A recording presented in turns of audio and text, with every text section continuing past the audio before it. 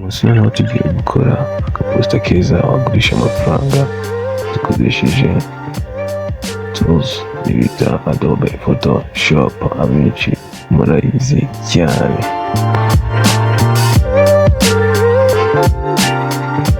Ibisanzwe nziza turabizi ari ikintu bigomba kuba bifite igenderaho cyangwa principles tugenderaho to designing ikintu.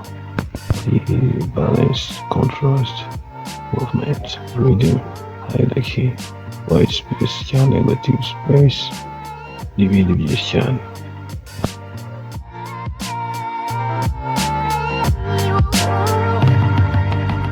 Dore uburyo bwiza dukuramo posta cyangwa flyer uko wabyita kose kandi mu gihe gito cyane.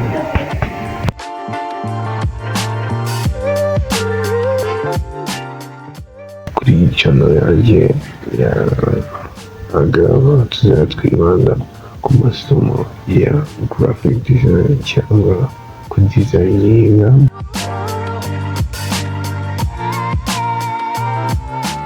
ku buntu ndetse mu rurimi rw'ikinyarwanda.